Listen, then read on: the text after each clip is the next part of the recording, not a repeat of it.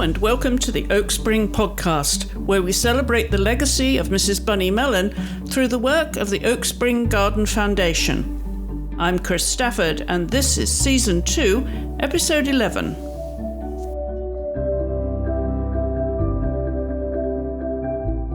On this episode, we're going to be talking about arboriculture, conservation, and landscapes. And our guests will be Thomas Rayner from Phyto Studio. He'll be joining us a little later on in the program. But first, we're going to be hearing from Clif Brown, who is our head of arboriculture, conservation, and landscapes here at Oak Spring, to discuss the progress on the new arboretum. And we'll also hear about tree pruning. And we'll also be hearing from Daniel Eady, our Director of Programs, who will bring us up to date with what is happening here at Oak Spring and some events to look forward to over the next few months. But we begin with Clif Brown. Clif, welcome to the Oak Spring podcast. Thank you for coming inside on this beautiful autumnal day to record with us. Thank you so much, Chris. I appreciate it. I'm glad to be here. And you're enjoying this fall weather, I'm sure now. The season changes at Oak Spring. I'm wondering how many seasons you've seen change at Oak Spring. Now, how long have you been here? I started working under Rokeby Farms for Mrs. Mellon, in which she called her tree department in 1988 full-time. 1988. So you are very much part of growth and conservation and all the changes that have taken place, and you've watched in terms of the trees and the flora and fauna. It must have been quite an evolution over time, because obviously socially things change, but just in that little oasis that we call Oak Spring, you must have seen so many changes. Absolutely. I mean, that is probably the biggest part of my career, is the transitioning from thoroughbred horse farms, cattle farming, and of course they had dairy cows here as well. But the transition through the years of Mr. Mellon and mainly dominant thoroughbred farming, where the fields were kept aesthetically pleasing and the horses were definitely the forefront of the farm as it was to be considered, and of course the dairy cows had their place, and then your beef cattle definitely were on the outskirts with much acreage. When you're talking up to 4,000 acres, and now what we're reduced to the foundation of 700 acres, which is still a lot of land. It's been quite the transition for sure. It's remarkable, and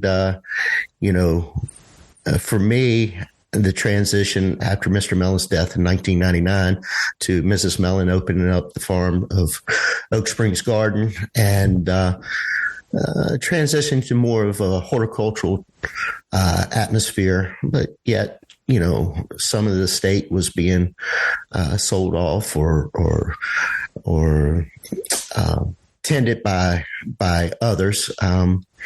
It has been eye-opening for sure in the many years that I've been here. Yes, because, of course, with all the horses that were there, and that was really the height of Mr. Mellon's, breeding operation there in the 70s, of course, 70s and 80s, some of the best horses in the world were raised right there. Was that your first attraction to Oak Spring? How did you begin that relationship? What was the catalyst for it? My father was working here as well, and he had been here for some time, and I was brought in as a youngster, and to be honest with you, the horticultural part of everything and the trees and just the overall utopia of how all the trees and everything went together with the landscape was something that I'd loved, and always a country boy at heart, growing up in Fauquier County. I always wanted to be outside with my work and loved and enjoyed it. So that's what kept me in the area, and had no reason to really leave because I was always treated so well. What did your father do at Oak Spring, Cliff? My father was part of the security department. And he actually headed up the security department for many years. And then he had retired and unfortunately he has passed now. But, it's very much family here. And that's what it takes in any type of successful business or anything, is communication and family atmosphere. And that's very important to me, and the success of what I believe all the way through from Rokeby to Oak Springs Garden to now Oak Spring Garden Foundation. And what was your early interest then that drew you particularly to trees and the landscapes? What was it as a child when you were growing up you were exposed to that made you think that this could be a career even? Well, I think, sometimes for me in particular, I didn't really know exactly what I wanted to get involved with. I knew that I was definitely an outdoorsman. I'd love to be anything outdoor in recreation aspects. And, I grew up with the agricultural, horticultural type mindset. And then when I found out that I was pretty good at tree work, sometimes what really influences you going into a different direction is success. And, I felt like that I was really appreciated. So, and obviously I have been. So, that made my love for trees and outside and the vistas and escapes, you kind of grow into it, I guess I want to say. Yes, I can imagine you do. And I'm wondering then what those early days were like for you, what a typical working day might have been when you started as a young man. Listening more than speaking, observing, definitely learning from others, and then taking everything in and trying to bring it together for your own visions and thoughts. And of course, when you're working for Mrs. Mellon in this situation, I have, it's not like I'm out there working for many different clients and sales and different things of that nature. I'm here to please the wishes of Mrs. Mellon and the way she has chosen to prune and try to see through her visions of the aesthetics of the landscape. And by listening and observing and practice, and the more you do something, the better you get at it. That's how I fell into the job that she put me in charge of in 2004, and currently here today with the Arboricultural Conservation Landscape Team of Oak Spring Garden Foundation. I want to talk in some detail about Mrs. Mellon's vision for the tree pruning and all that involves. But tell me a little bit more about who else you were learning from in those early days. Well, in the early 70s, of course, I wasn't here in the early 70s, but Mrs. Mellon chose to have a tree department. And in the early 70s, she established that through Everett Hicks. And Everett Hicks had worked for Davy Tree Company. And then there was a foreman and Roy Thomas and his sons, Charlie and Jerry, who kind of established a small tree department there that started to take on the wishes of Mrs. Mellon and a lot of the transplanting and tree maintenance and pruning aesthetics, along with Davy Tree Company, who she trusted because of where Everett came in from and the others of the quote unquote tree department. In 88, when I arrived, Charlie was my foreman along with Roy, and your daily jobs of maintenance and pruning and care, it was the ultimate goal. But I was able to start climbing. I climbed a little bit with Davy Tree Company while they were here. I learned under Charlie Thomas. And then I took different aspects of many different teaching moments and learning, and really focused in on Mrs. Mellon and her wishes, and how she wanted everything, in particularly pruned. And I guess I fulfilled that. And so I am still here and always treat it well. Let's talk about particularly the tree pruning, because that is an art in itself with the different species of trees. So unpack that for us a little bit, Clif, if you would. Yeah. So, I always said pruning is in the eye of the pruner, the beholder, so to speak. And Mrs. Mellon's vision really comes into, in my opinion, through darkness or light. And what I mean by that, with characteristics, whether you're ornamental pruning or pruning around foundations, a lot of the buildings here at Loughborough side of the farm are whitewashed. So shade and aspects of how each limb is structured and how the light is cast upon the limbs and how it reflects off the walls, and everything was taken into consideration. Now, even in some of the hardwoods, some of the pruning might not be necessarily to the structure of the way a particular specimen wants to be pruned or should be pruned. However, in Mrs. Mellon's visions, she really loved, for a lot of the landscape to be rounded over. She didn't like species to come to a point. She loved the ornamental topiary type of appearance. And that was always taken into consideration. And then, when you're pruning such as that, you're making a lot of hitting cuts and reduction cuts, and you're individualizing limbs, so each limb has its own space to grow, and each limb matters. And of course, we were doing structural pruning as far as no crossing branches, or as Mrs. Mellon would call it, unruly limbs need to go.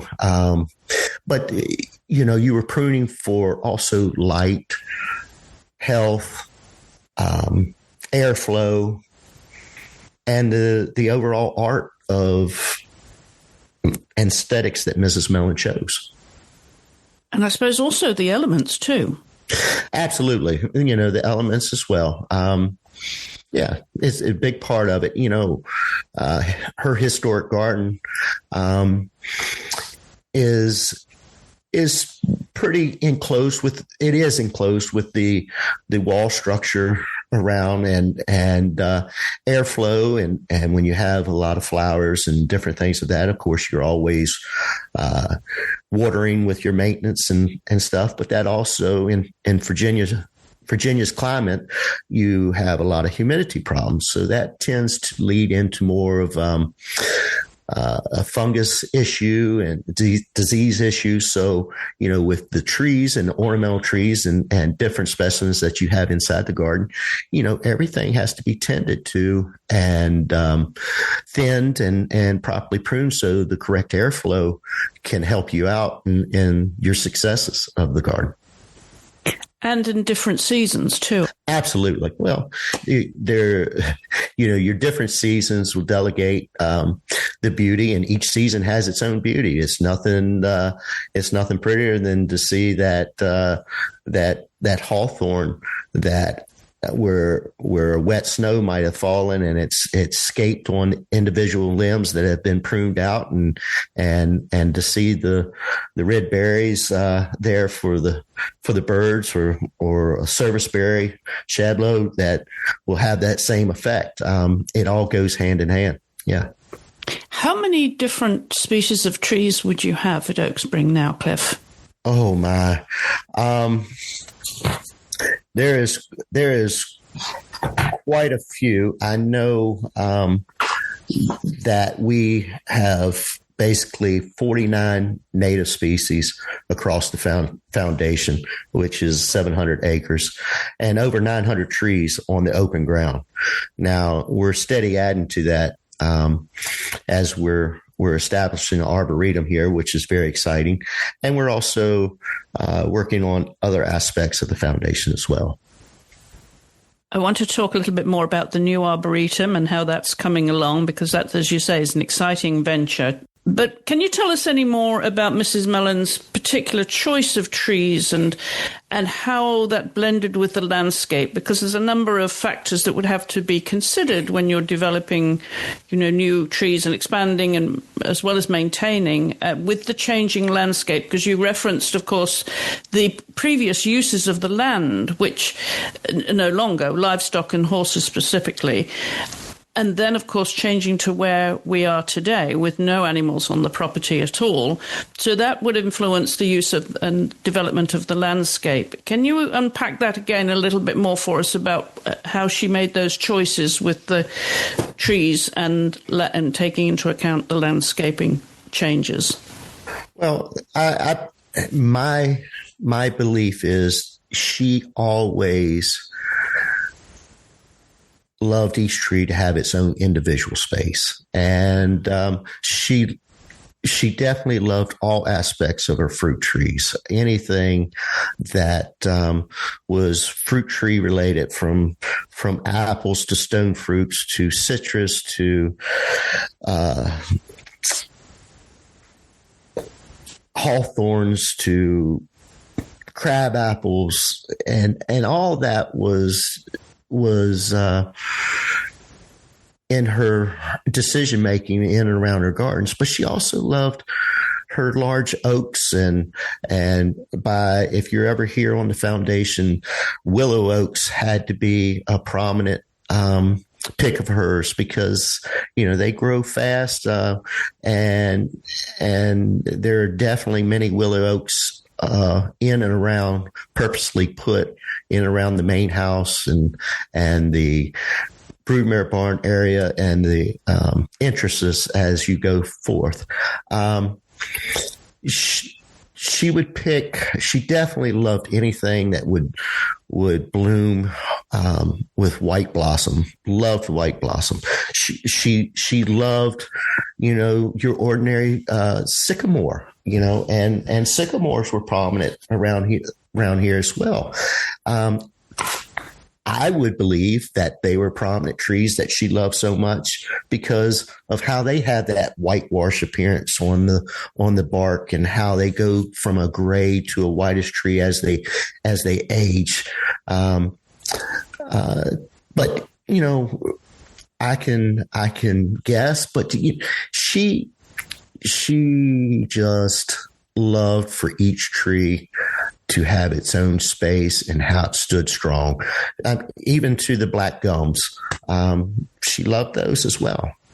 But she was not fearful of topping or making a tough call when need to be, because she really chose the light and shade aspect of where she was planning on working from. She did not like anything to appear dark and dreary. We had taken trees down that would shade too much on a particular area because she needed more sunlight. And she definitely believed in, everything had its own life cycle and time as well. And sometimes overgrew its spot. Now, if she was whispering in your ear, what would she say about the new arboretum? And do you think about her choices then when you've been developing this new arboretum? Yes. I mean, she would love the aspects of how we have gone about establishing the arboretum. I mean, the transition from horse pastures to fields of open ground into establishing individual trees where they do not dominate the landscape, but yet really show and individualize herself. I think she would love it. The colors that would come from it, and how it brings everything in as a whole on Rokeby, I think is tremendous. The campus itself, it's bringing everything together. And I think the Arboretum just gives a special feeling over there. How did the new Arboretum come about, Cliff? Give us the background, if you would, and how you went about establishing it with the choice of trees. So in 2023, I believe it was 2023, the Oak Spring Garden Foundation hooked up with Phytos, which is an architectural group, and we had met out, on the Rokeby side, and we had previously planted and started adding in various areas of Rokeby, but this one section is the main core, which is roughly about 20 acres, and Phytos and architectural support, and then our leadership of the board here at Oak Springs Garden Foundation and Peter Crane and all of us together met and came up with the soil studies and the type of ground we were working with, and the diversity of what type of ground that we were working at, from upland ground to bottomland, wetter situations, and a tremendous plan came forth, and we fine-tuned it together and made decisions together, and I think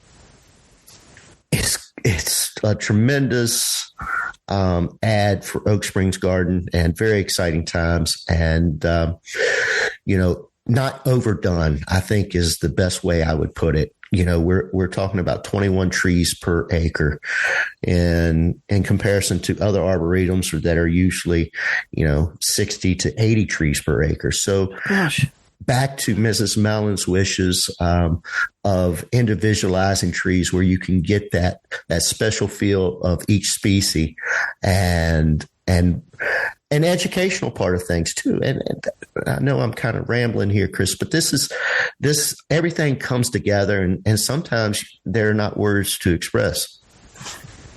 It's a natural process.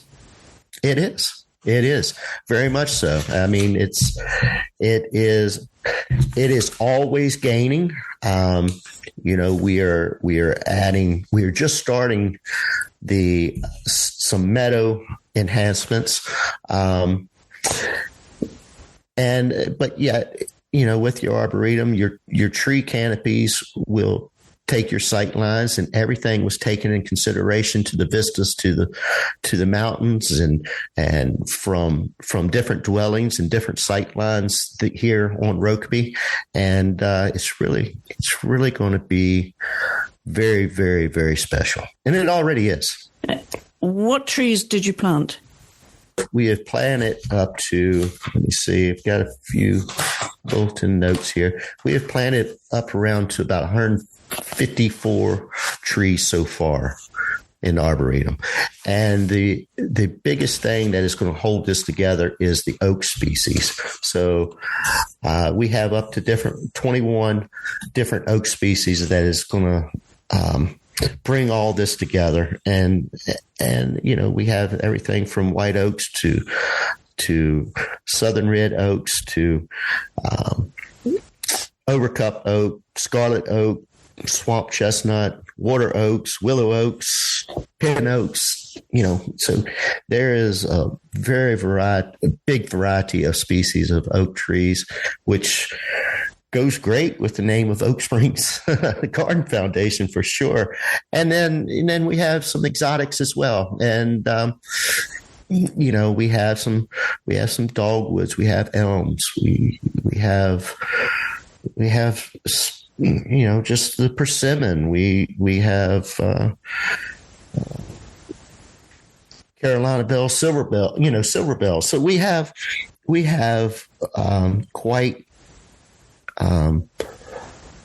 quite the amount of trees here that will gather interest from all aspects and in their desire to educate themselves and hopefully get everything that they want out of in their arboretum experience. And has the planting all finished now? That's it, is it? No. We're only in like phase 2 of many different phases to come. So what's the time frame then for all the planting? Well, I would hope, it depends how fast we can plant them and get them in and budget and everything else. But I would like to think that we could possibly finish up on a lot of the planting in the next 3 years. But, that's yet to be determined. Okay. It's not an operation where you put them all in at the same time by any means. No, it's a gradual process. It is definitely a gradual progress. And I think we'll always build upon and learn from and continue to add a little bit. But, I really hope, Chris, that as I get older, that I can see these trees become mature and really see how this vision's going to play out for all to love for many, many years to come. Do you see an expansion eventually then, Clif, of the 20 acres for the Arboretum? I think there will be different parts that will maybe be added, but the core of the Arboretum will be set. And that will include the campus and the quad and the 9 houses that we have for our residents. And I think the Arboretum would be set, maybe a few ads here and there. And then on the outskirts and the fringes of the foundation, I think there are definitely many different areas that we might want to take in the vision of possibly Michael Gage, where we're transitioning over from those old thoroughbred fields or cattle fields to more of a subtle wood line or a forestry line to soften the edges of the property. So overall, then, how would you describe the ultimate goal of this Arboretum and its vision for the future? The overall Arboretum vision is to educate, to relax people, to give someone just to be able to observe some of the Virginia landscape at peak levels and seasonal and as I said, learn from. I mean, there's not too many places where you can go and observe 21 different species of oaks at one time. It's going to be fabulous. I mean, it's going to be a great place and for public eyes to come and see and visit and learn from. If you could summarize, Clif, the work that you've done at Oak Spring and what your legacy might.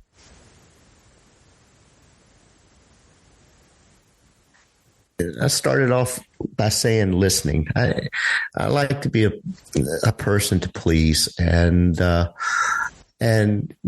sometimes leadership comes from being quiet and leading by example and being a good teammate. And I'm only as strong as the employees that are around me, and I feel like even though that I'm not the best speaker in the world, I think some of my best attributes is communication and thought and not trying to be the person that thinks they know everything. I think it's something that we all work and desire to do the best we can together for Oak Springs Garden Foundation. And I want to be remembered as hey, that old country boy Clif, he did all right. He did all right at Oak Springs. He kept us in the right direction, kept us going with Mrs. Mellon's wishes, and this is definitely a beautiful historical place for a lot of individual and people to come and see and enjoy. And, for a place, caring about a place that you work for as many years as I've worked for this place and will continue to work for this, Oak Spring Garden Foundation. When you care that much, I think that comes out in what you have presented. I'm glad you mentioned come visit your and see team and there, learn. because I was going to ask you to name them all, because we should credit them, because they are, as you say, a vital part of the team, of your team at Oak Spring. So tell us who they are and what their role is with you.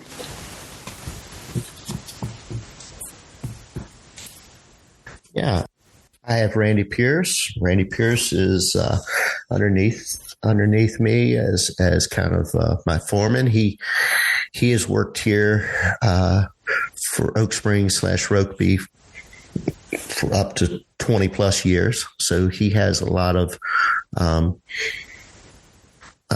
history with the place. He also lived here on the farm.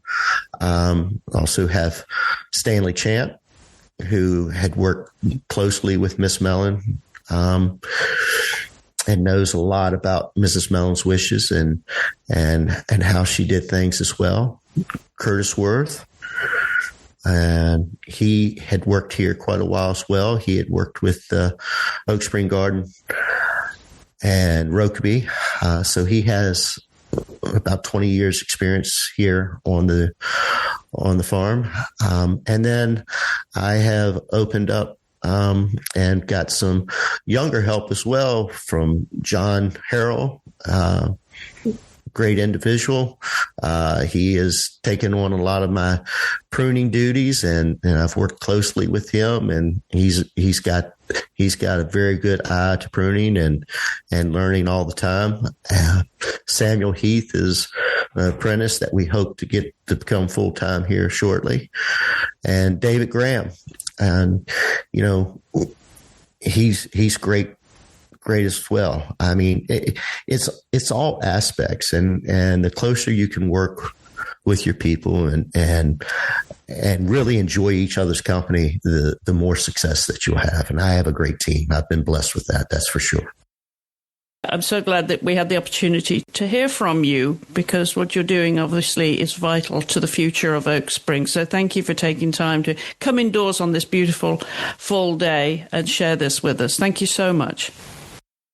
Chris, thank you for having me, and thank you for letting me share a little bit of the insight that I have here at Oak Spring Garden Foundation.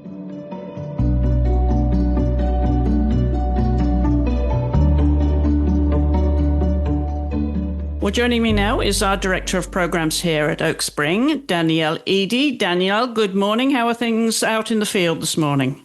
Good morning, Chris. We are doing great here. How are you? So far, so good. It's a beautiful fall season, and it must be lovely at Oak Spring to be, as you are every day, watching the changing season.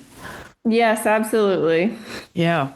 Well, as ever, you're here for a continuum update, and I think you've got a few topics to cover on this episode.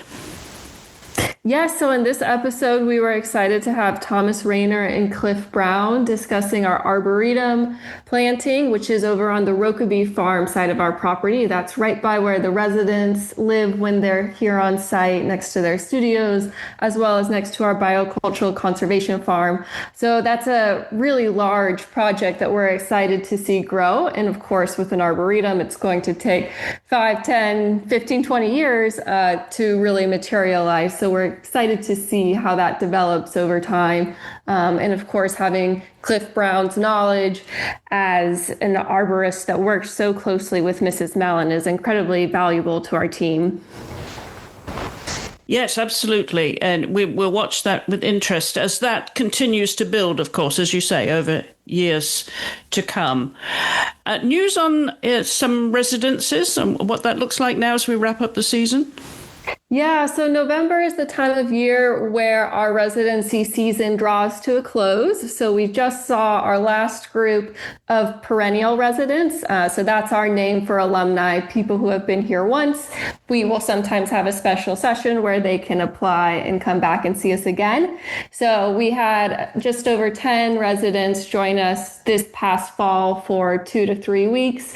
And we just saw some of them depart recently. And now we're really getting ready for 2026. We've been finishing up our 2026 selection process for our residencies and fellowships, which is quite an extensive, lengthy process. And we'll be excited to announce all of our new residents and fellows in the first quarter of 2026. Well, very good. And how many residency programs are there altogether in 1 year at Oak Spring now, Danielle? Because it seems to be growing. Yeah, so we host over 80 new residents each year. And then with our alumni, it would be just over 100 residents that come through our site. And of course, they come in cohorts. So people arrive on the same day, depart on the same day.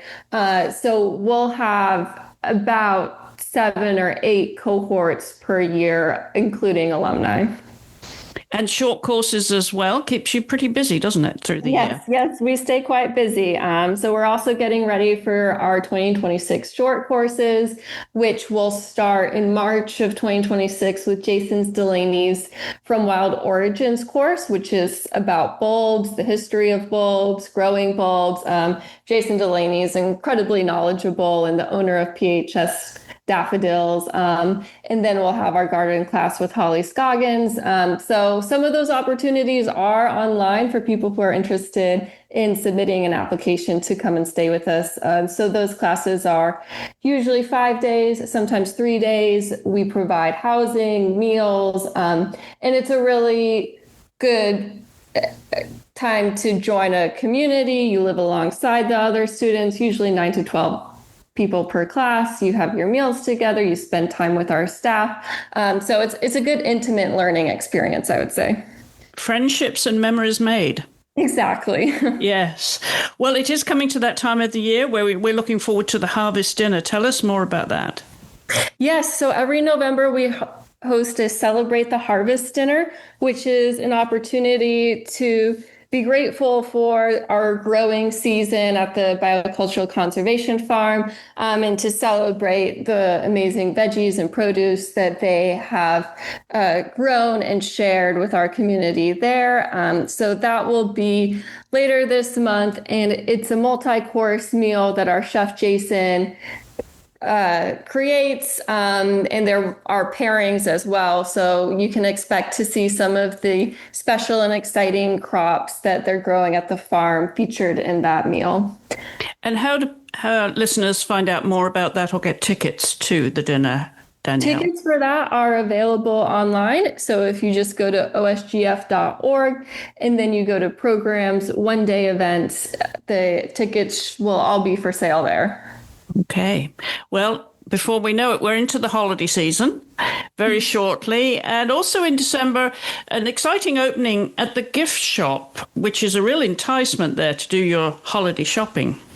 Yes, we're going to have some special holiday shopping hours at the Oak Spring gift shop. So those will be on Tuesdays from 3 to 6 p.m. through the month of December. So you can come and find presents or presents for yourself, either way, of things that are unique Oak Spring specialties that you probably can't find anywhere else. So we're really excited about that.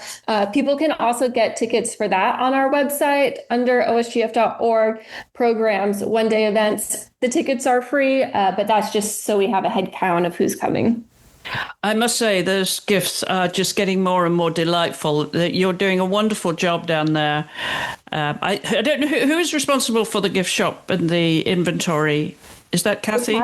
Yes, Kathy Olympy heads our gift shop and does an amazing job. Yeah, lots of enticements there for the holiday season. So again, go to the website to get tickets for that. They are free, as Danielle mentioned. And we also want to start to mention something exciting that's going to be launched in February, a new book, Danielle, which apparently is available for pre-order now. So we're going to be promoting this on the podcast every month. Tell us more about it. Yes, so we have a book coming out in February titled The Enchanting Interiors of Bunny Mellon. And it's a book that features illustrations by an artist, Snowy Campbell, who Mrs. Mellon had met quite young in Snowy Campbell's career as an artist. And Mrs. Mellon contracted her to create watercolor paintings of the interiors of her home here in Upperville, but also of Mrs. Mellon's other homes in New York, London, Antigua, Nantucket. It's quite a long list, but you can see a snapshot of Mrs. Mellon's beautiful interiors that she was quite well known for through the lens of Snowy Campbell. So we're looking forward to that publication coming out, and that will be linked on our website soon. And for now, you can pre-order it through Rizzoli Books website. Okay, super.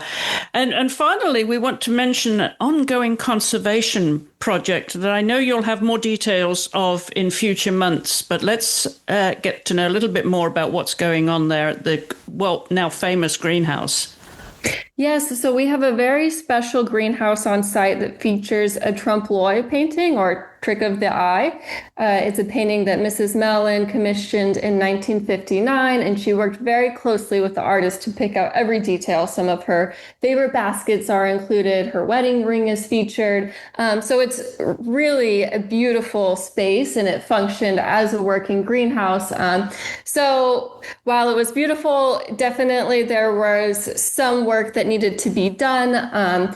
Any art conservationist could tell you that having a trompe l'oeil painting in a working greenhouse poses some challenges, to say the least. So we've been working with somebody to do some conservation work and make sure that the painting stays as beautiful as ever. And will those images of the transformation of the greenhouse, will they be available on the website for viewers? Yes, those will probably be available through our social media. And that would be where you can stay tuned. Okay, wonderful. Well, I think that's probably it, is it, for this episode as we roll into the holiday season, Danielle. One more episode to go. And what's in store for you? What are you working on now? Is it the programs for 2026? Yes, getting all of our short courses, or as many as we can, live and shared so people can check those out and consider applying to come stay with us for a bit, and then finishing up the selection process for next year. Things do slow down a little bit here from November to December, and we're all, I think, looking forward to that break, as some of our listeners probably are too. Yeah, for sure. Well, as Danielle said, so much more information about the topics that she's covered on the website at osgf.org. And Danielle will be back next month, our final episode of 2025, I should say. It's hard to get our head around it. We'll be going to 2026, Danielle. So much more to come at Oak Spring. So thank you for joining me, as always, on your Continuum segment here on the podcast, Danielle. My pleasure. Thank you, Chris.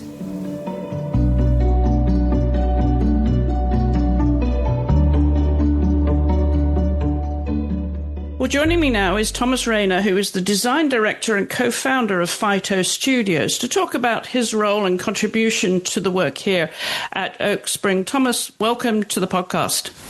Hi, Chris. Nice to be with you. Well, we heard extensively from Clif Brown, our head of arboriculture, conservation and landscapes, earlier in the podcast. What we'd like to hear from you really is how Phyto Studios fits into this work. And let's start, if we may, with a little bit of background on your journey. Sure. I'm a landscape architect by profession, a bit of a gardener by obsession. I grew up in the Deep South. I was a boy in the woods. I lived in kind of a suburban cul-de-sac, and that neighborhood was surrounded by several 100 square acres of forest, which was the playground for me and a pack of semi-feral neighborhood boys. So some of my first experiences of nature really were wild spaces. And by the time I was going to university, almost all that was developed. So I really come to landscape architecture, which is my profession, as with both a sense of grief, but also optimism in equal measure. I think kind of that foundational experience of seeing some of those special places I lived and understanding how quickly America is losing some of those spaces really made me want to be in a profession where we were, involved in some ways in rebuilding abundance and understanding how our human actions can really make an impact. And then how did your career really begin? Did you dedicate yourself from that background into the world that you've created now? Yeah, I was an English and philosophy major in college, and I think I thought I wanted to be a lawyer because that's just what you do. And that didn't really, I had worked in a firm for a little while and quickly realized I was not, my calling and passion. And had a friend's father who was in landscape architecture and, something about the idea of design was really powerful, but also kind of collaborating with living systems seemed really amazing. So it's one of these major life decisions made kind of on a whim. Went to graduate school in landscape architecture. And then coming out, I got a job in Washington, D.C. with really amazing firm, Uma Van Sweden and Associates, who was one of the handful of landscape architecture firms that was really pioneering new approaches to planting design, particularly a heavy use of herbaceous plants, ornamental grasses and big sweeps, blocks of perennials and forbs. So for me, I kind of, quickly imprinted on a way of understanding plants, not especially even perennials, not as kind of high maintenance border divas, but it's really tough landscape plants. And then later on, I met my current partner, Claudia West, who we wrote a book together, Planting in a Post-Wild World, which is now kind of the textbook on ecological horticulture.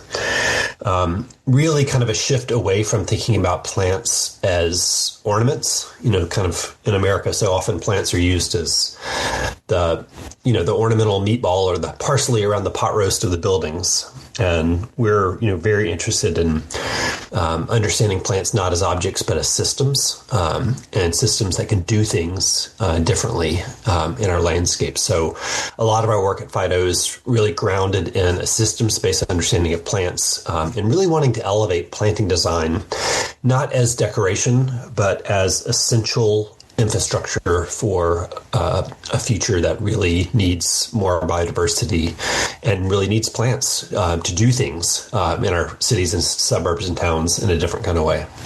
Where does your work take you, Thomas, for the most part? We're all over the East Coast. Right now we have 3 or 4 projects in Toronto. Right now working as far west as Columbus, Ohio at some public gardens, and have a few forest management projects in Alabama. So mostly East Coast, mostly kind of the Northeast corridor, DC to kind of up through Toronto, but occasionally a public garden or interested client will bring us a little farther out. Is it a combination of public and private land that you're working on? Yeah, we really try not to do much commercial. We try to do either, I'd say more than half is residential or residential estate. And in that world, it's a combination of garden design and land management, really trying to help people understand how to manage, forests, meadows, adaptively and collaboratively with what they have. And then the other half is public.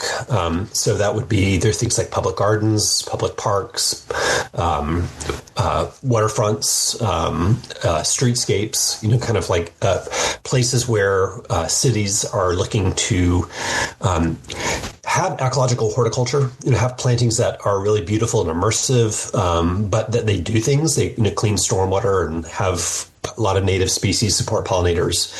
So we're really trying to, bring a kind of wow factor to native plants and ecological horticulture that makes it more desirable, not just kind of a weedy mess, but, design it and stylize it in a way that makes it appealing to the public. And I would imagine your focus is very long term on sustainability and longevity of these projects. Yeah, that's a big part of the kind of focus on plants as systems is a movement away from just design. Because, design is always the hypothesis, but how you manage a planting is the proof.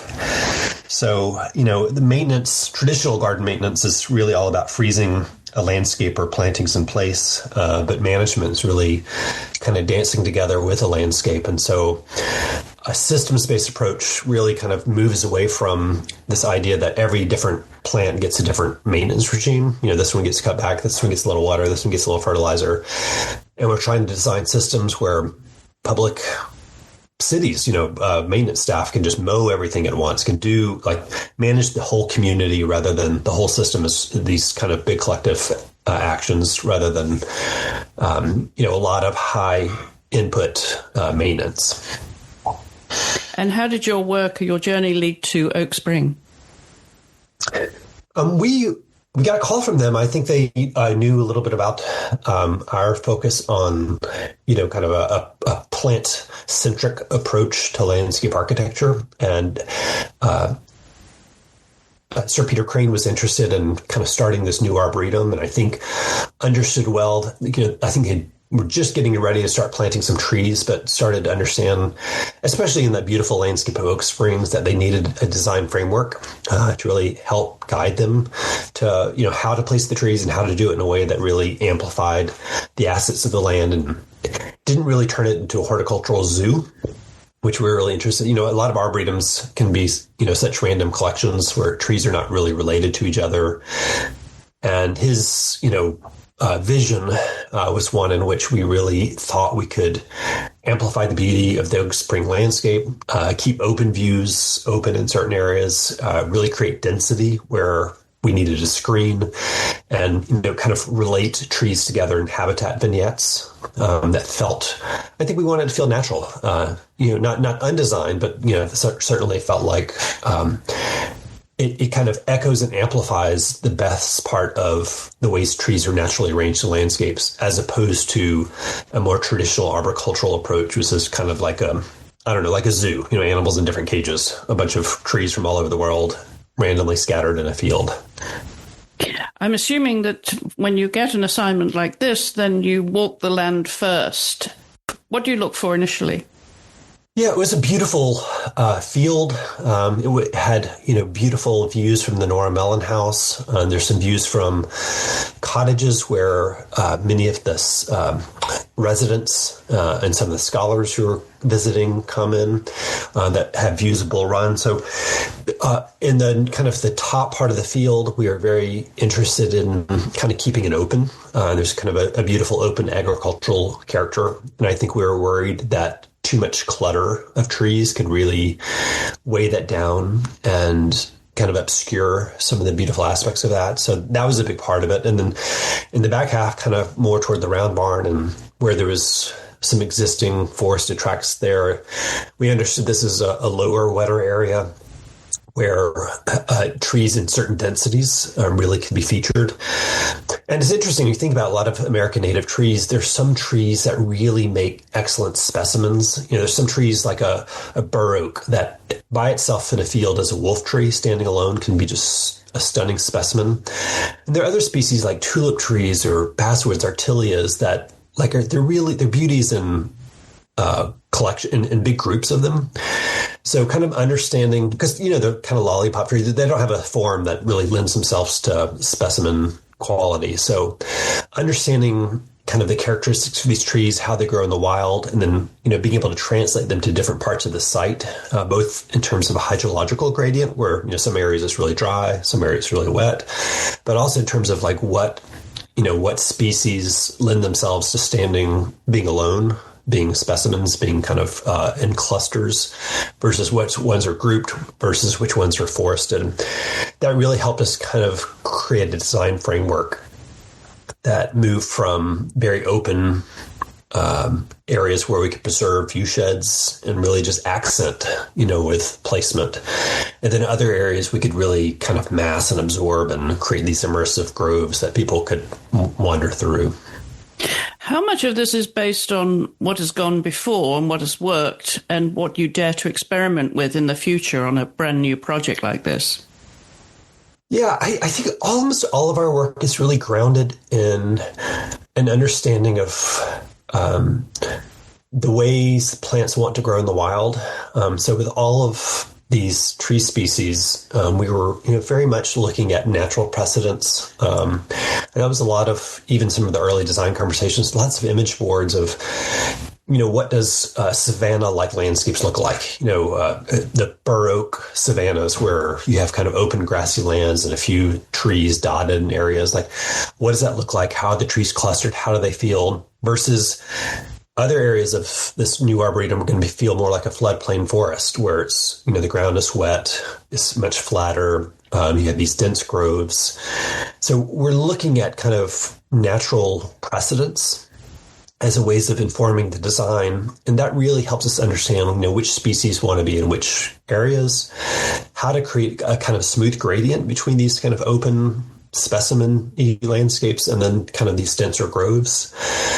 And then really how to weave circulation. I think one of the most, pleasant parts of this new arboretum will be how the paths kind of weave through, take you through really close to the trunk of a big wolf tree. And then as you go kind of down into the landscape, you start plunging into, groves of tulip trees and all these different species. And then there's an artistic element where a lot of these things we're trying to really arrange to make people see. So for example, we're trying to arrange all the fall color in groupings. So for example, in some of the open parts of the fields, all of the trees will be selected for having kind of yellow fall color, yellow-orange fall color. And then in some of the more floodplain, denser areas, all the trees in these areas will have red and oranges and kind of much richer colors. So, and the same thing will happen with the spring flowering. So kind of keeping species together that do this. And I think in this way, when part of what we want to do, even though we're basing the design on natural patterns and precedents, I think there's a bit of stylization in the way we kind of arrange them so that there are these wow factor moments. You have these phytological uplifts when everything's in bloom, but instead of having a few little red buds here and a few there, you just a whole grove of them together. So multiple species at once, but you kind of walk through a whole room in a garden that's lit with color, whether that's spring flowers or fall color. I was going to ask actually about the artistic impression of this, and you have to be futuristic in terms of your vision of what this is all going to look like, as you just explained. I'm curious now with the advent of AI, whether that plays a role in your design process to look ahead 10 years, 20 years when everything is so established and how it really fits into the landscape to match your dreams. Yeah, we didn't use AI much on this one at all in terms of design. Peter is, just an amazing resource, botanical resource himself. So Oak Spring has started with a fairly broad list of species they wanted to include. And then, we were doing kind of our own research. Well, in terms of technology, I think one of the better tools that we had in this project was that Oak Spring has an amazing GIS resource and drone photography. So being able to take our plans and kind of geolocate on the sheet of paper where all the trees were, and they could very precisely locate. First, it was like the paths. So even knowing that the paths are all mown, there's no hardscape on this new arboretum. But they could take our very sinuous curvilinear paths and place them exactly in the field based on GIS locations, which is quite lovely, to be able to kind of transpose something from the sheet of paper to the field so precisely. And obviously, there's once that happens, field adjustments happen. You kind of look at it, make sure it still feels right. The paper doesn't always know what you see in the field. But that as a piece of technology was really wonderful because I think it enabled us to spend less time doing detailed layout plans and more time kind of on design integrity and being in the field for the layout.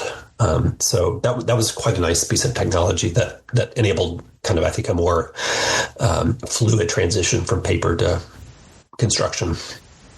What impression are you aiming for globally, as it were, when the visitor arrives at that location? What you hope that they will see and feel from your design? In some ways, I hope it just feels incredibly natural. I think a lot of our landscapes were hoping that there's not even an initial impression other than, a sense of beauty and a sense of harmony. It's hard to know that there's a design there, but as one enters into this arboretum, you really start to notice details that really align. One of the more interesting parts of this arboretum is the fact that we'll be comparing Native American species with their East Asian disjuncts. So, several 100 million years ago, trees were connected across in different parts of the continents. And a lot of our East Asian species have their natural parallels in many of our Appalachian forest species. So while the collection will be very, very heavily, more than 80% native, and especially a huge focus on native Virginia oaks, there'll be a handful of echoes of some of these disjuncts. And I think this really comes out of Peter Crane's background and studies in kind of the evolutionary history of plants. So as one is walking through this arboretum, you might see our native tulip tree, Liriodendron, next to a Chinese tulip tree. And so one will be able to kind of compare and see kind of the history and feel really this history of disjuncts, how populations used to be connected, kind of started as they got disconnected, kept evolving in different ways.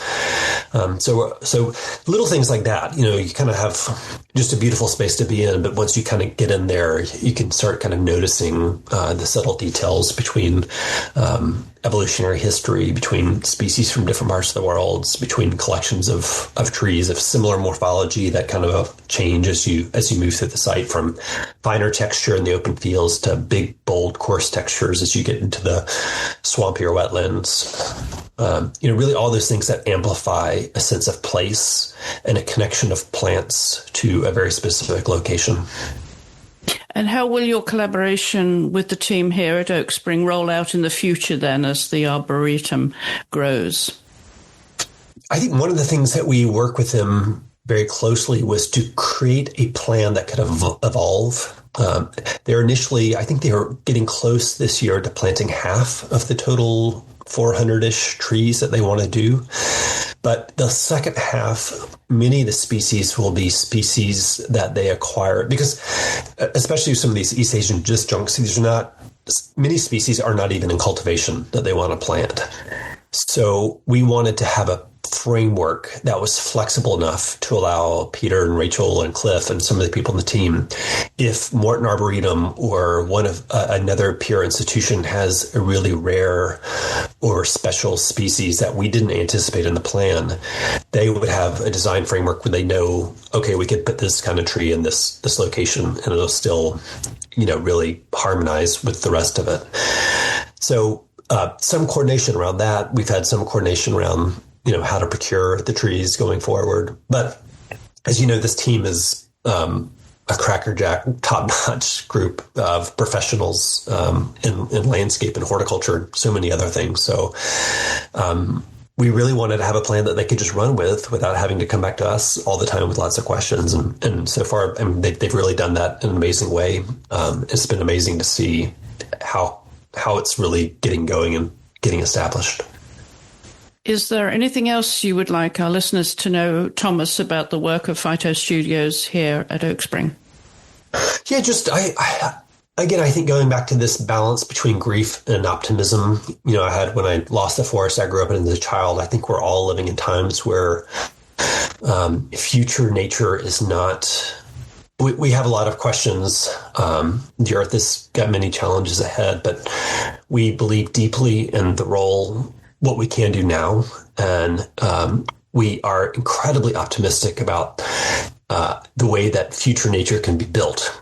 Future nature, more and more, I think wildness will not be something that we have to just inherit. It might be something that we create and cultivate and curate, and that we can create more of it going forward. So that's what gets us out of bed every single morning, and really deep belief that abundance can be designed and rebuilt in the future. Thomas Rayner, Design Director and Co-founder of Phyto Studios. Thank you so much for your work here at Oak Spring and for taking time to come on the podcast, Thomas. We really appreciate it. Thank you, Chris. Lovely to chat with you. And remember, if you scroll down the show notes below the podcast player, you'll find a full transcript of this episode, as well as links to our social media and our website, and to our guests as well. And remember, you can reach us via email anytime with any comments or queries that you may have about the programs and courses here at Oak Spring by dropping us a line to program@osgf.org. You'll find us on social media at Oak Spring Garden Foundation on Instagram, Oaks_Spring on X, and on Facebook, we're at Oak Spring Garden Foundation. Don't forget to visit our website, osgf.org, where you'll find more information about all the events here at Oak Spring and the topics that we covered here on the podcast. You can also subscribe to the Oak Spring newsletter online or by dropping us a line to our email, program@osgf.org. My thanks again to our guests this week, Thomas Phyto and Clif Brown. I'll be back next month with the final episode of 2025 here at the Oak Spring podcast. Until then, thank you for listening.